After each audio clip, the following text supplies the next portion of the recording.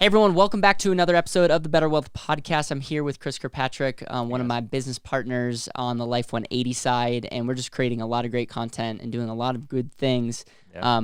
I'm excited for today's episode because we're going to talk about interest rates affecting housing prices. And I think one of the things that I had the pleasure of learning is when we first met, it was like 3 or 4 years ago. Yeah. You showed me this, and it really helped me just understand what's going on, and it makes a lot of sense. So the hope is to do a short video that gives you kind of like an understanding of how interest rates are affecting other things in your life, and hopefully it can make you a smarter investor and just a more all the way around. Rock and roll. Yeah, no, so I'll try to be as quick as possible with this. I love this topic. I think it's like one of the most misunderstood topics in the world. So I'm going to create just a simple graph. So little history lesson at the same time is back in 1979, we had who I would consider to be a hero in Paul Volcker. If you're not familiar with things back then, inflation was getting out of control. There were gas lines, it's way before your time. Yeah. I was born in 1980, so it's funny, my life has kind of come full circle. But interest rates right here, the federal funds rate was actually got up to 22%. Wow. Which is like incomprehensible at this point in time. So right? when someone went out and got a mortgage, they would get a mortgage at 22%. Yeah, 20 to 22% was pretty standard. And the crazy thing to think about is like people look around right now in the world, and I'm not saying this is going to happen, but I just want to put it into context for people. In 1979, the federal funds rate was at 6%. He jacked it up to 22% in a 6-month period. So when there was the California housing crisis, when all like the financial crisis of 1980 happened, and this is my biggest argument to people always to understand is that there was a crisis in 1980, but then what did we have? We had the booming 80s. Like that crisis, we had to like reset a foundation and actually do the responsible thing and handle our garbage, and Paul Volcker had the guts and the courage and the foresight to do it, and that with policies and all these other things led to the booming 80s. And so, but here's the bottom line is that when he did that reset the stage. Yeah, there was crisis, all that stuff. But from 1980 to today, I'm just going to draw, this is not meant to be obviously statistically correct. Actually, I'm going to go 2008 here, and then we're going to go to 2020 over here, right? Because they hit zero in like 2008, 2009. Yeah. And then they were low, and now they're like up at like just under 1%, right? So we're at all-time low levels. And so what we're talking about here is why everybody loves real estate. Like, they think it's the best place. It's like guaranteed to go up. Nothing could be further from the truth. If you look at the history of appreciation of real estate before 1971, specifically when we went off April 4th, 1971, we went off the gold reserve, essentially. We left the gold standard when Nixon did that. Real estate didn't appreciate like it does right now. And so the real reason it really appreciates at the rate it is because of this. Now, I want to put that into context for you. When you buy a house, let's say you buy a $100,000 house or a $500,000 house. We'll use today's numbers. Are you paying $500,000 house? No. You're paying for a mortgage payment. Yep. Right? You're really shopping on what you can afford the payment. Exactly. So what I want to do is I want to pull up and show people an example of the power of not just interest rates, but the combination of interest rates and inflation, to put it in context, because we talk a lot about inflation, and inflation is one of those things that is unfortunately missed far too often in the conversation. So I already have this set up. Let's go back to 1980. Let's hop in a time machine, go back and talk about a house that's $100,000, right? Yep.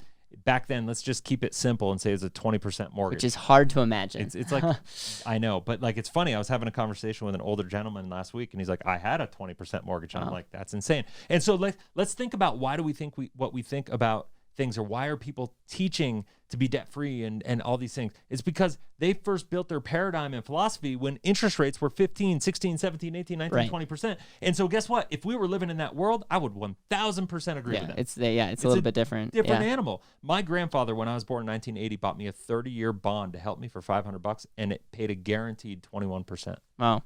30-year bond, 20% annual return guaranteed. Wow. Like, that's how insurance companies, by the way, their general accounts are doing awesome still today compared to the rest of the world. So The $100,000 mortgage, though, 20% interest at a 30-year mortgage, that's $1,671. Right.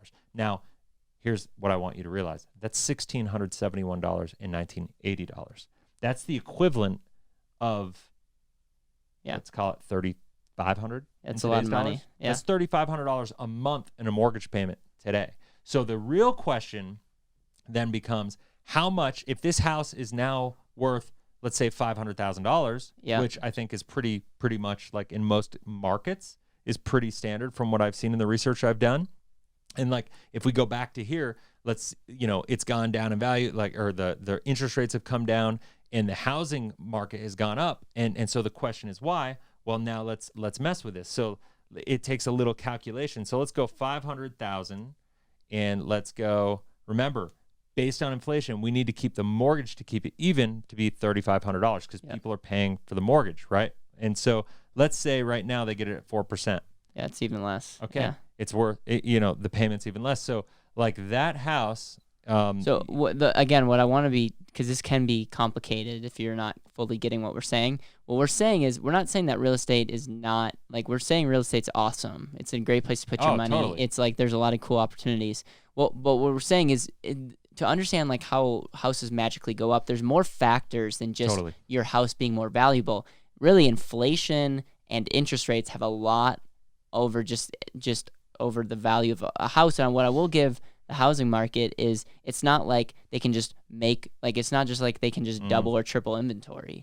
100%. But it has a lot to do with interest rates, and the fact that interest rates are so low is something to factor in. And we're printing so much money, and so there's some issues. Well, and from that perspective, we talk a lot about investing for cash flow. Yeah. And I work with a gentleman named Mike Wolf, and he's just phenomenal with this. And he always says, I don't care what the net worth of my properties are. I care about the cash flow of my properties. He goes, in 2008, he said, my net worth changed by like $15 million. Yeah. But my cash flow stayed the same. Right. So I don't care, because cash flow is quality of life, right? And so that's something to think about, and that's a big selling point for real estate. But the biggest thing here is, you can see here that if your house is worth $700,000 today, and it was $100,000 in 1980, and at 4% interest, which is actually a little high for current super low rates, but you're still like, you haven't really appreciated anything above and beyond. So the break-even point to really make money on that property from a wealth creation perspective that beats inflation, that beats interest rate environment, whatever, that you need to be over $3,500 a month, or we'll just say 33 is fine, because like it wasn't an exact science, but $700,000. So that's $600,000 of that appreciation is just that. Now here's what I have to say is that why, it's because of the reduction in this. Now, I don't know about you, but just looking at this chart, common sense says the next 30 years are not going to look like the last 30 years. Or we say the next 40 years are not going to look like. We are either going to remain in this low interest rate environment, or we're going to remain in, even if they don't go as audacious as Paul Volcker did in 1979 and jack rates up, we're going to live in this longer term, lower interest rate environment.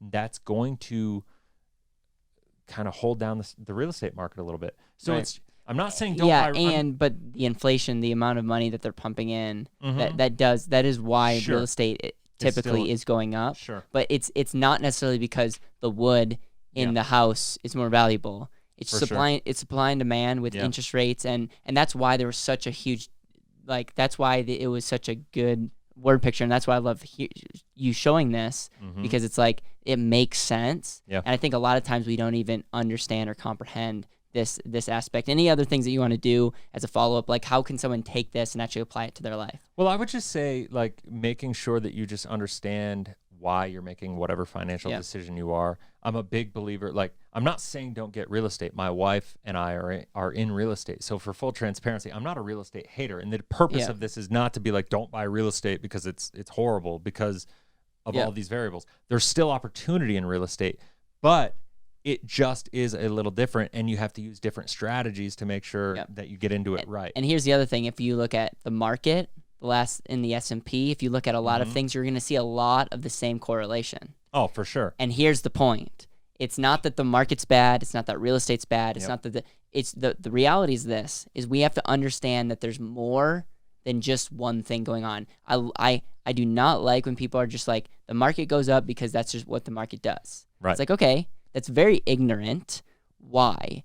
And potentially if you look at the 80s, from 2008, the market did some really amazing things. Why do you think that was?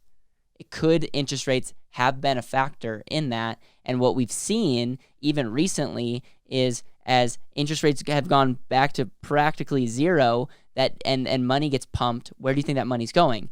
Eventually, that's not a sustainable deal. And so, again, anything else that you want to say? So yeah, I would just say this, just because you brought up the market, and a lot of the market is inflated by reducing rates. I mean, the nature of, if you understand the Keynesian kind of economic model, the whole purpose of having an elastic currency is to allow for inflation when times are challenging, and to allow for deflation and contraction. And so when you increase interest rates, that's contracting, that's deflation. When you lower them, it's inflation. So it's pumping more money into the markets. And when you pump more money into the markets, it's going to increase asset prices or help them sustain. Supply and demand. And so we've lived in this, we've like used all of our ammo from an interest rate perspective. And if you look in 1981, that's when 401ks were created. If you look at 1998, that's when Roth IRAs were created. And so not only do we have this interest rate environment going down, and I'm sorry, I'm going off just a real estate topic, but you went in the stock market. In 1981, 401ks were created. So what happens?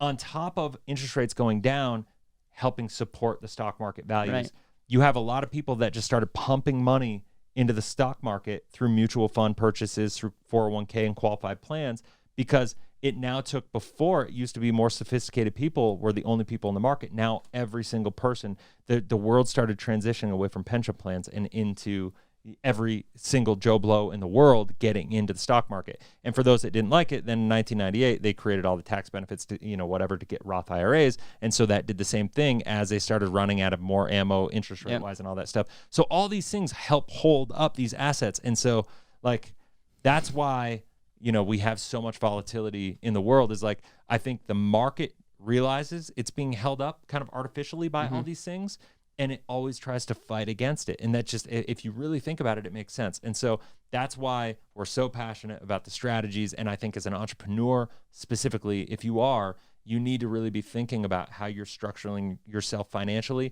to help support your business to weather these ups and downs, because during the downs is when there's more opportunity. And in order to prepare yourself, you need to fully understand the game that you're playing in. Thank you so much for watching. Make sure to subscribe, hit the like button, share this with someone. If you like this guy, go check out his channel. And we appreciate you helping us share the message, and I hope you found this valuable. Go live an intentional life. Thanks, everybody.